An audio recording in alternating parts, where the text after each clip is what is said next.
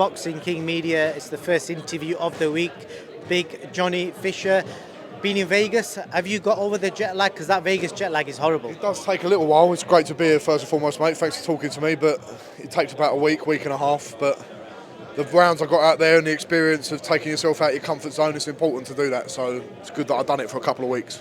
Just out of curiosity, who was you sparring and who did you share rounds with? Predominantly it was Carlos Takam, who's fighting on the same day as me against Tony Yoka, and a guy called Jeremiah Milton as well, who's fought on Top Rank a lot. He's 8-0 on 9-0, so good prospect as well. I knew from a few years back, so it's great to get some rounds with him again. I know Jeremiah really well. I think he's currently in AJ's camp, sparring with AJ. With AJ now, and it's great because it's good to see him when we first started out 3 years ago, and now we're here and we're progressing nicely. Good stuff. So it's your 8th fight. You got a guy coming over from, I think it was Italy, or was it Spain? Off Italy, that's it. So what do you know about him? He's got a couple of losses, but he's got a winning record. Is this the right fight for you in the 8th fight? Because a lot of people are wanting you to, face big names now. They want me to, people saying fight Dillian Whyte, Derek Chisora, and I'm like, give me a chance first to get my foot in. I know what people like, and I know people want to see it all now, but with some things you've got to let it blossom slowly. But this guy is no mug. 6 wins and 2 losses. There's a positive record and there's a good winning record, which he has. And he's fought an 8-rounder before. It's my first 8-rounder, so it'll be a good test for me. And the guys I've fought before, I mean, Musil, Reisinger, they're not knockover jobs like journeymen who are meant to just lay down and get beat. They come with ambition. But I think that's why I'm looking good against them, because they're going to leave me openings to exploit.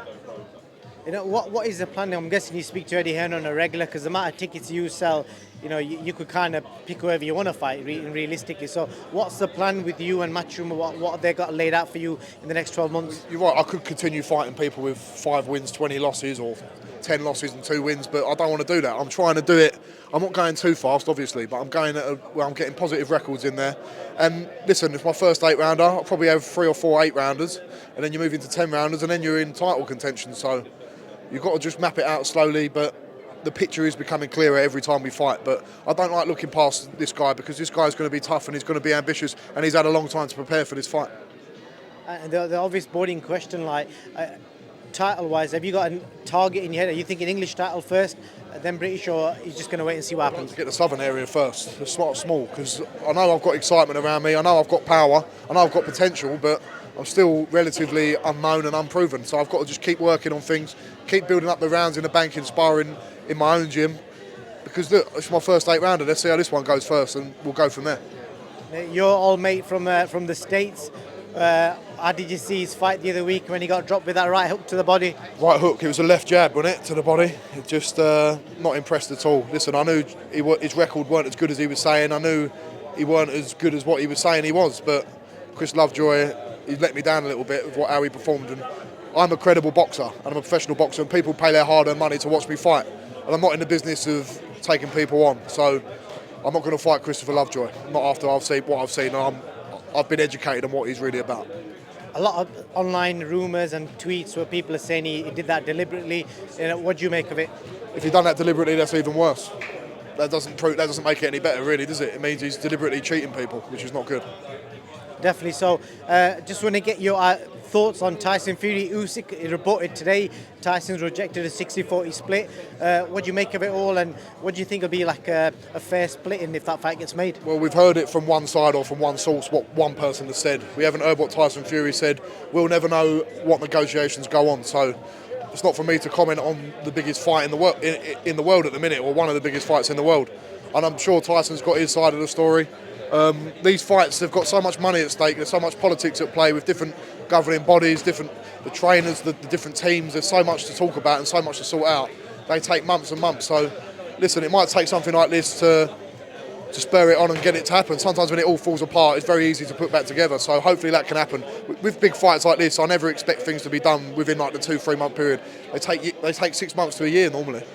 Fair play. And the last thing I want to ask you on is, a lot of fighters, around the world had this say on the Conor Benn interview with Piers Morgan. I'm guessing you watched it. We spoke about it a few months earlier as well at your gym. What's your opinions on it now after watching that interview? Listen, I hope Conor Benn gets cleared. I really do. I'm a big fan of his. Very friendly to me and my family. We've met him. And again, I know I'm dodging the question, but I don't know what he's thinking or what he's got that he keeps saying is going to come out. So let's hope he can prove his innocence, because I just want to see good British boxers doing well. So whatever happens, I want justice to be served, and hopefully it will be in the favour of Conor Benn, because I do think he's a good guy, and I'm hoping that a good result comes out. But other than that, I can't really comment because I don't know the ins and outs.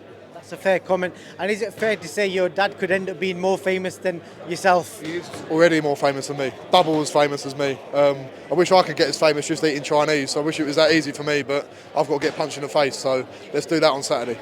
I've got a funny feeling we might see your dad on a Misfits card against somebody sometime soon. If he loses a little bit of weight, who knows? He could. I reckon he'd smoke a lot of them. He can fight in a phone box. He's got a little good little style. He had a bit of experience boxing at the Repton, the West Ham, so he can have a tear up. But I don't think he'd do it because he feels a bit disrespectful to professional boxers doing it. But if there's a market for it, he should do it.